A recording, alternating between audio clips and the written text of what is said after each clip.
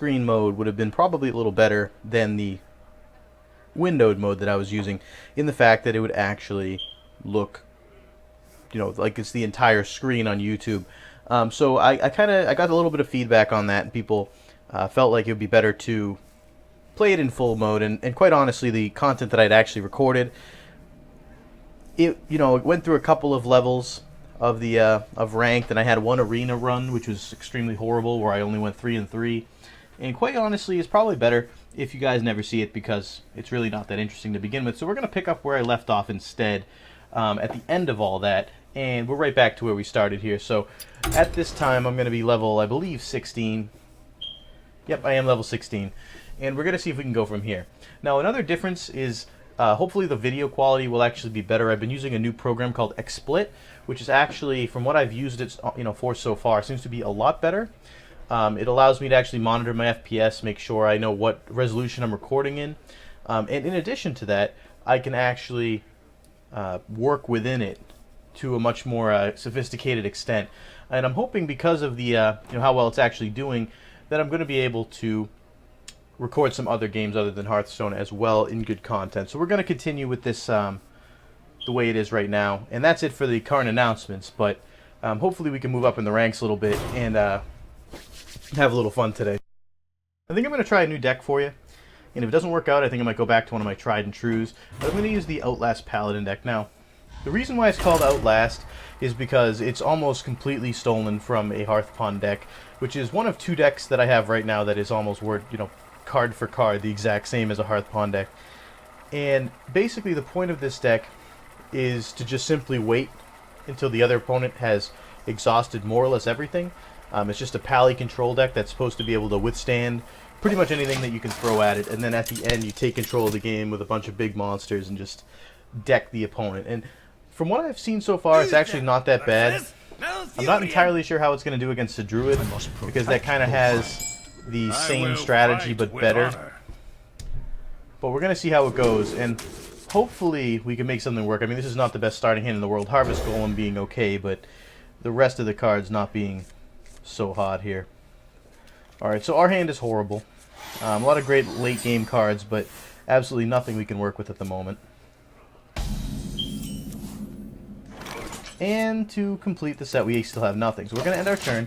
Hopefully the Druid doesn't take too much of an advantage here. Best scenario is he uses his hero power and just does a damage to us. My guess is he's going to summon like a Loot Hoarder or something here. But next turn I can summon the Golem. Okay, so really not what I wanted to see. Join or die, or both. Okay, so admittedly that could have been a lot worse. And we're presented now with a kind of an interesting solution. I could play Doomsayer. At that point, he's pretty much guaranteed to not summon another minion. And this will die next turn. And probably will avoid the effect for the most part of it. I will take 4 damage next turn if I do that. If I summon him, I'm still taking 4 damage, and he gets a card out of it. But this could be better used in a different time. And if he can somehow do 3 damage to it with Wrath or something like that, then I lose it. So I'm actually going to summon... I don't have enough mana. Well, I'm going to use the coin first. And then we're going to summon Harvest Golem. Job's done. And hopefully this doesn't put me in the hole here, because next turn I don't really have much to play other than possibly Reinforce, because I'm not going to have enough to even use True Silver Champion, so that Innervate is really going to be a pain in the dick for us.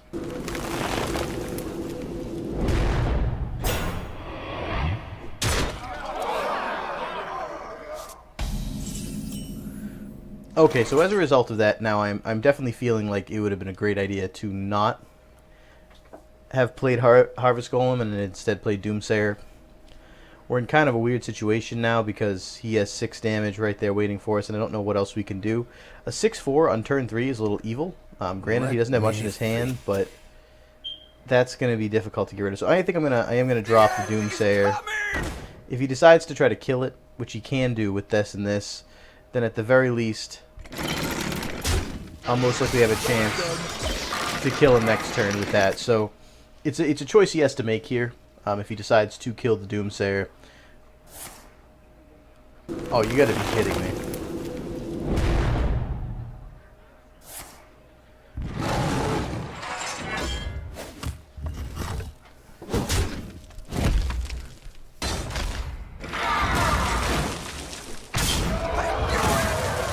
Okay, so that's going to be pretty terrible, but on the upside I can... It's going to take me 8 or 6 health rather to do this, but I can't think of another solution at the moment. For justice! So we need to get rid of this right now.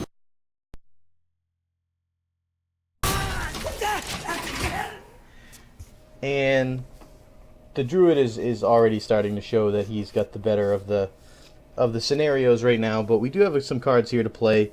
Not so much next turn. I've gotten kind of screwed by the fact that I've gotten all high cards here, but if we can get past this turn, we might be able to turn something around.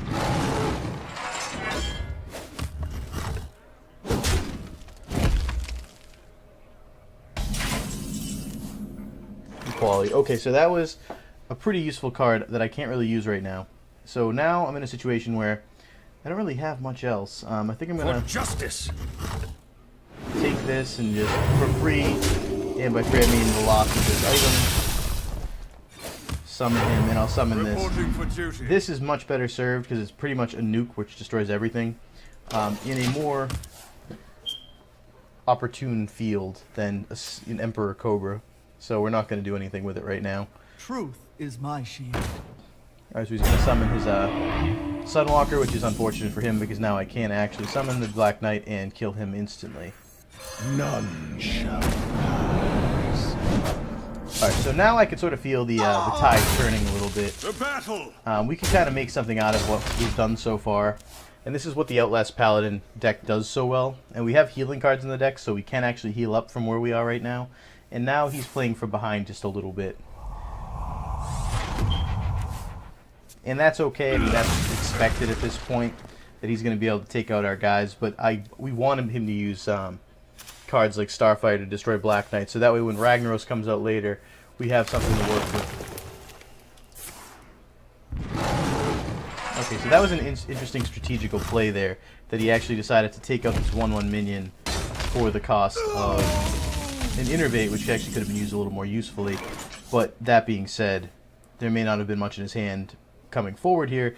That will take more than 8 mana, which he's going to have next turn to play, so it's possible that he just felt like it was useless at this point. He might as well take out the minion.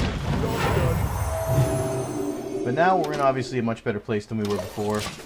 Now we have a 5/6, we're up to 23 health, and looking pretty good to try to take the control of this game back from him. And we still have our nuke, which is good that we drew it. So if we can play that at a good time. Okay, so naturalize, that's fair. Not really the greatest move in the whole world because we get 2 consecrations, but acceptable nonetheless.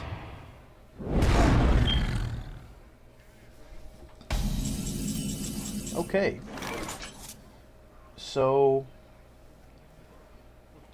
if I play the nuke, I still have 4 mana left over, which is what I think I'm going to actually do. Because now he has 1 card left in his hand. He's going to be top decking after this. Do you like to play with fire?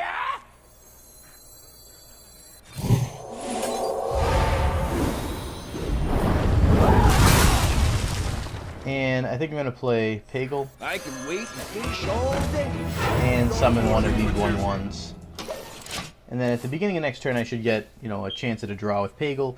I still have 2 consecrations and the ability to summon any of these minions next turn, including Ragnaros, which could be devastating. I hope you like my invention. So he has 7 mana still to work with.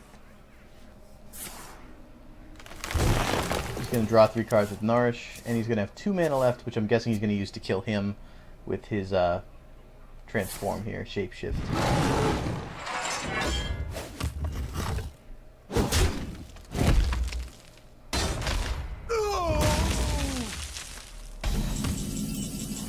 Alright, so no draw from Pagel, but we can deal with that. So what I'm thinking right now is that we play Ragnaros and just kind of see if he can deal with him.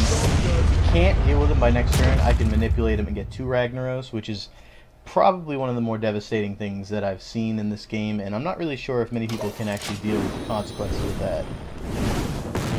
And that was exactly what I wanted, 8 damage directly to the face. And this mana, I left him out, this guy here. He only has 1 health, so regardless of what he does on this turn, I pretty much can use Consecration to kill him, so I'm not worried about him being out there at all. He doesn't scare me. If he decides to buff him, I'll be very surprised. And he's going to use this for the health, which is a surprising choice.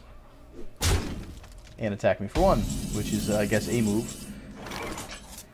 So, now we're faced with kind of a choice. And I'm thinking Ragnaros is still the best of the choices. But, yeah, that's what I'm going to do. So, we'll see if he can deal with this. This is a pretty devastating move here. So now I have 2 copies of Ragnaros. I'm going to use Consecration to deal with 2 of the 3 of these. So now, if all else works, we'll have 1 hitting him and 1 hitting him. If we hit him for 2, then he's going to be in really tough shape.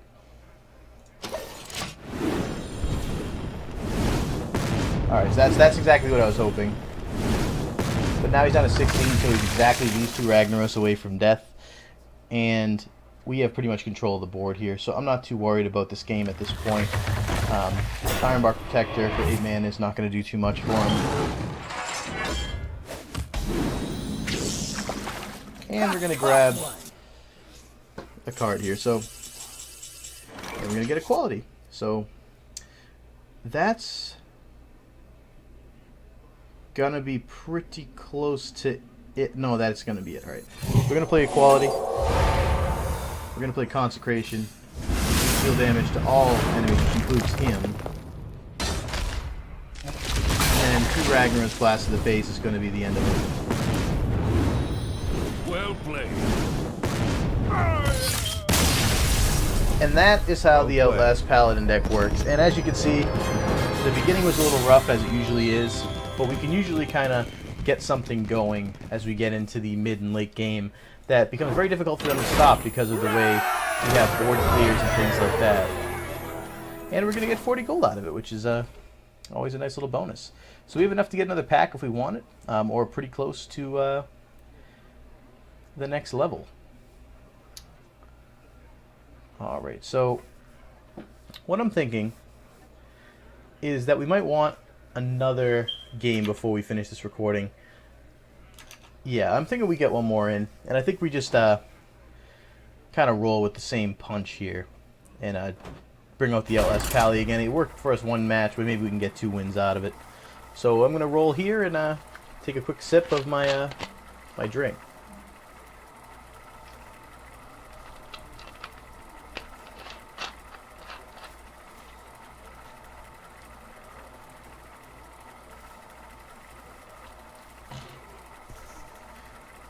And apparently it's taking a little bit of time. I'm not sure if that's because of my rank being kind of right in the middle, or if it's because there actually aren't anyone, isn't anyone online right now, which really could be either or. Uther versus Rexar. Let the hunt begin. I will fight with honor. So we have to be a little clever here because against Paladins, not the easiest deck to deal, but we're going to keep Consecration, definitely. That can be a board clear for us. We're going to get rid of Lay on Hands, and we'll keep Doomsayer. That's 2 potential stalls for us, and Harvest Golem's going to be okay as well. So I think we can make something work. And I'll, might as well be polite. Well met. Guy with the Batman mask on his head. I feel icky. Alright, so the one downside of playing a Hunter deck, or the one annoying thing about playing against a Hunter deck, is the fact that I feel like they all seem very, very similar. And I don't know if some people like the ease which Hunters can win. I mean, I have a Hunter deck too, but I feel like they're all pretty much the same. I mean, you have the Leper Golems for like level 1 because they're gonna do 2 damage to the guy no matter what happens, and possibly 4 damage in most cases, because you play them so early. And then you're going to have the Wolf Riders for 3-1, and they're pretty much always the same, which, quite frankly, annoys me. And that's why I don't play, well, one of the reasons I don't play too much as a Hunter. And as I said, I do have a Hunter deck, but as you've seen, I haven't yet even used it in this playthrough, and it's probably the first deck I'll deconstruct if I choose to do so. Having a Rush deck is fun every once in a while. I think the most fun of the Rush decks that I've played has been the Murloc deck. To battle. But the Hunter deck is very effective. it annoys me to see them all being the same. There's really no variation that I found within Hunter decks. I mean, I'd like to see someone, like, you know, put together some, like, crazy Hunter control deck with traps and stuff like that, but I don't think that they have the draw power capable of being a control deck. And the damage, which is good, you know, with the two mana, you know, 2 damage directly to the enemy hero, is pretty much only good for one thing, which is rushing someone's health down as quickly as possible. Okay. So, this is going to be kind of a waste of a turn. I don't want to waste this right now because it is very useful. So, Reporting for duty. I'm going to summon a 1/1. I'll attack for 2, and I'll end my turn for now. See, without him playing anything, you know, he's obviously making it impossible for me to use any of my, you know, reactionary abilities. And he's being kind of annoying with the fact that he's just ignoring all my minions, hoping that he can win that way. And at this point, he's kind of succeeding.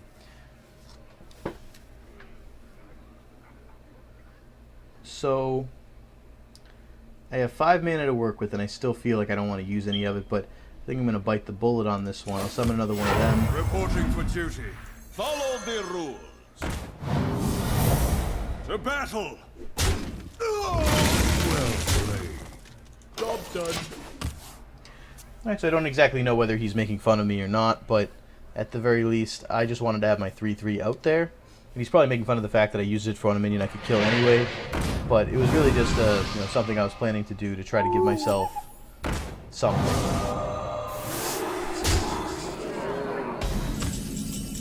Alright, so we're getting where we're getting right now, and there's pretty much not anything else to it. I'm going to take him out, and I'll take him out. The battle. Last warning.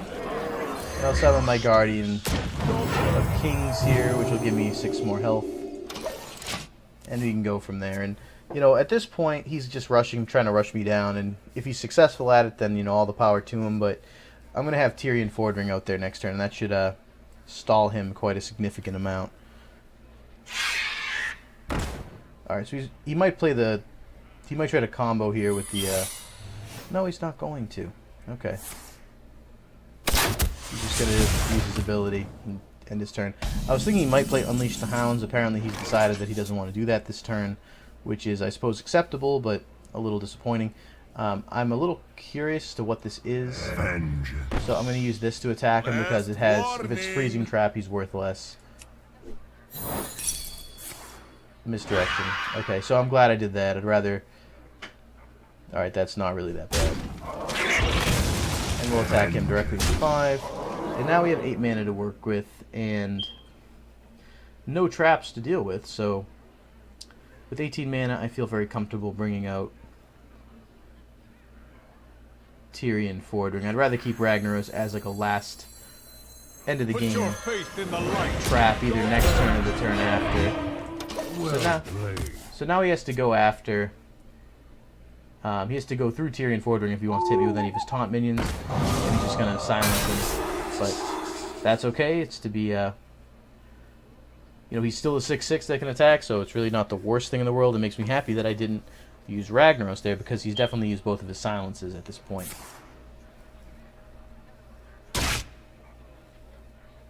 Okay. So I'm guessing this is an explosive trap. I think that's pretty safe to say at this point. So what I'm going to do here is I'm going to... I guess I have no choice but to spring the trap at this point. What else can I really do? So I'm just going to spring it. Warning. Explode the trap. All right, so that's pretty much exactly what I expected from it. And I expected him to be dead as well. So now I have a 2/1 to deal with. And a question as to what the best play is to actually deal with him. So what I'm thinking is... Don't test me, child. So he has 12 health left. Don't test me, child. A little bit of a gamble here. But now he has nothing to deal with. I have 16 health left. The ability to create 2 Ragnaros next turn or another Tyrion. He's going to put down another secret. 4 mana left to work with, and unless he summons something, I pretty much got him on the ropes.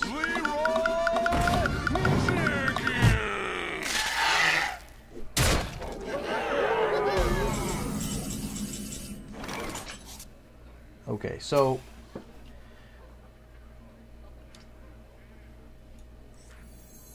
Consecration. I'm going to play this very safe here, because I don't know what that last trap is. At least I have chicken. And I'm going to do this. And end my turn. Well played. And once again, the double Ragnaros comes to my set. I managed to take him out with 8 health to spare, which is always successful against 100x, and my win streak is going to take me to level 15 and 1 star beyond. So now I'm a Silver Moon Guardian, moving up the ranks.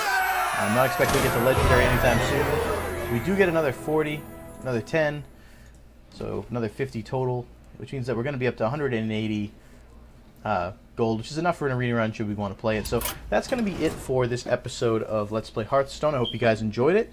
We're going to be uploading more as we keep going, and hopefully we can start including other video games into the mix. But for right now, Let's Play Hearthstone is going to be the only one until I start doing a little more experimentation. But if you guys have any other games you want me to play, any other decks you want to see, or any other way you'd prefer me to try this out, please let me know, and I will take it under advisement. But for now, that'll be it, and have yourself a wonderful weekend.